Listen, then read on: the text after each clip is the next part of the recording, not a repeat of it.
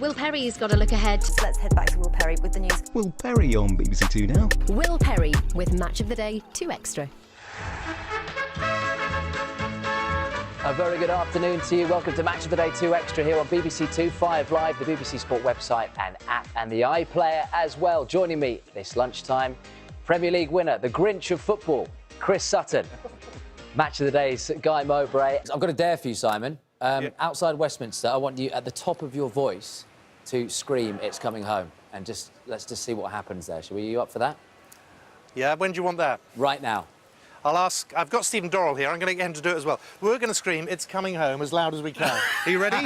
Right. 3, 2, 1, it's coming home! Oh, look at that. Thank you very much. Look at that, see? Excellent. How's that? I wonder what the politicians are thinking walking past you. What a disgrace. He's Simon a former McCoy. Minister of Sport, by the way. Don't forget that. I was talking about you, not him.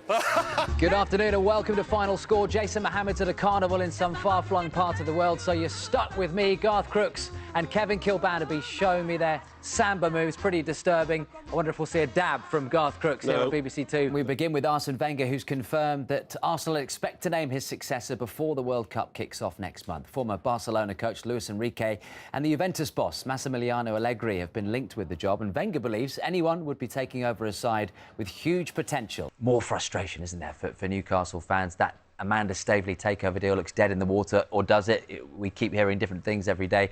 This is Alan Shearer talking on Match of the Day last night. Have a listen to this. The best columnist on the Match of the Day 2 Extra couch has been to see Mourinho this week. I was looking down there. Looking round.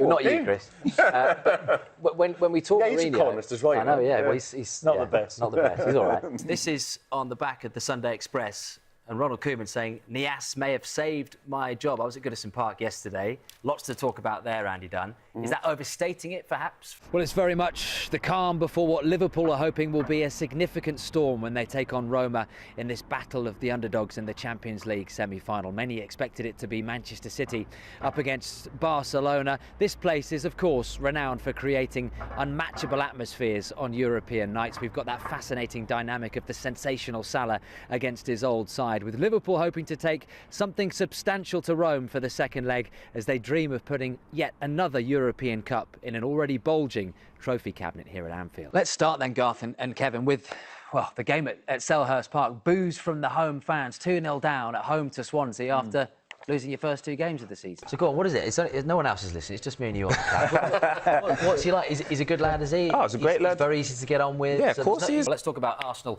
against West Brom, because we've got full commentary for you on 5 Live on Monday night. And Gareth Barry is set to break Ryan Giggs' Premier League appearance record. What does that say then, that he wouldn't go with Son and Llorente? Not in the biggest game, clearly not. So he doesn't trust them?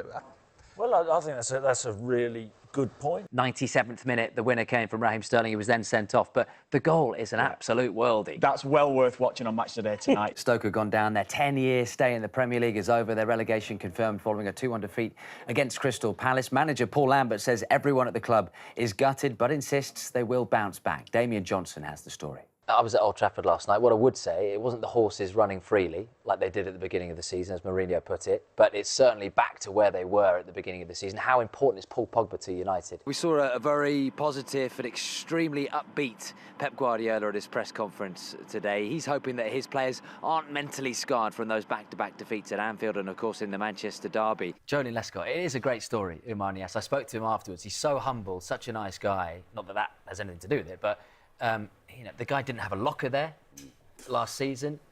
They tried to shift him onto Crystal Palace. That fell through. I think it was Hoffenheim. We said he was going to go to on deadline day as well. Thank you very much, Chris. You were well behaved today. I'm worried about you. We'll work on you. The Grinch. True. Have a great Saturday evening. Bye for now. Catch you later.